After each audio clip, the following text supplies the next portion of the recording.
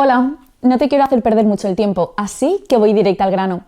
Si quieres escuchar el audiolibro completo, echa un vistazo al enlace en la descripción.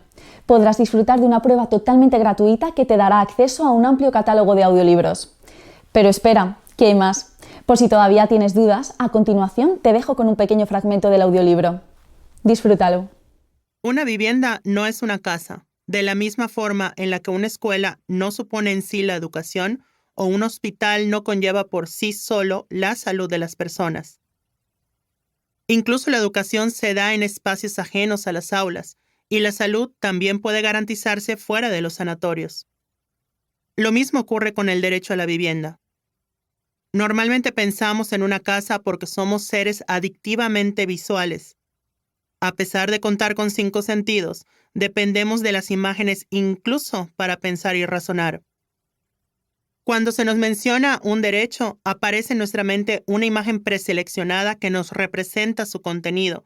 Por ejemplo, un periódico para la libertad de expresión o un mazo de juez para el acceso a la justicia. Esto ocurre porque los derechos son complejos. Al componerse de elementos materiales e inmateriales, optamos por representarlos a partir de los primeros. El derecho al voto, por ejemplo, requiere de urnas, elemento material, pero también de un proceso de debate político en la sociedad durante las campañas, aspecto inmaterial. Al momento de representarlo, probablemente elegiremos una hoja con una X marcada entrando en una urna. Ni hablar del derecho a la no discriminación, que quizás sea el que nos exige mayor creatividad para plasmarlo en una sola imagen. En ese universo de inmaterialidad y signos, el derecho a la vivienda tal vez es el más arraigado a su tótem para el imaginario colectivo. Pensamos en vivienda y pensamos en una casa, pero no es lo mismo.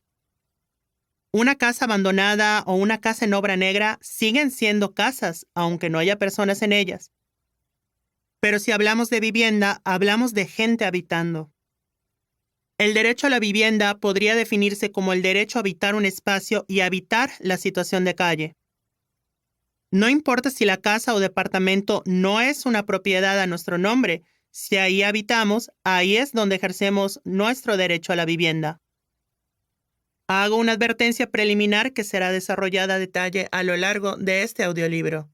Esto no quiere decir que el derecho a la vivienda sea un derecho a despojar o a quitarle su propiedad a alguien. Como todo derecho, puede estar condicionado a requisitos como, por ejemplo, pagar la renta. Pero su contenido puede incluir legislaciones justas, equilibradas y la prohibición y sanción de actos de abuso. Todo esto se desarrollará con mayor detalle, sobre todo en el capítulo dedicado a la Ciudad de México. En mi libro El derecho a la vivienda en México, derechos homónimos, Tirant-Loblanche 2022, propuse que en nuestro país existen 3 formas distintas de entender el derecho a la vivienda. En realidad, se trata de 3 derechos a los que indistintamente hemos llamado derecho a la vivienda, es decir, 3 derechos homónimos. Cuando un mismo concepto tiene 3 significados diferentes y no somos conscientes de esto, la comunicación se hace complicada. Es por esta confusión por la que los debates públicos sobre la vivienda se ven constantemente entorpecidos, porque cada interlocutor está hablando de un derecho distinto. A continuación explicaré muy brevemente cuáles son esos 3 derechos o 3 perspectivas del derecho a la vivienda, lo que será de gran utilidad para el desarrollo de este audiolibro. La primera perspectiva es la que llamo libertad clásica. Según esta visión, el derecho a la vivienda es el derecho a comprar una casa en propiedad. De hecho, realmente sería una forma en la que el derecho a la propiedad se manifiesta. Esto implicaría que la única forma de acceder a la vivienda sería comprando una casa con tus propios recursos. Una vez que hubieras logrado eso, el Estado se comprometería a no quitarte o afectar tu casa, además de protegerte en caso de que alguna otra persona intentara hacerlo. La segunda acepción del derecho a la vivienda es la que denomino laboralista. Esta plantea que el derecho a la vivienda es el derecho que las personas trabajadoras en la economía formal puedan acceder a créditos para comprar una casa.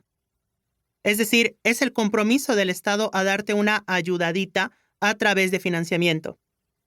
En las últimas décadas, esa ha sido la labor de instituciones como el Fondo de la Vivienda del Instituto de Seguridad y Servicios Sociales de los Trabajadores del Estado, FOBISTE, o el Instituto del Fondo Nacional de la Vivienda para los Trabajadores, Infonavit.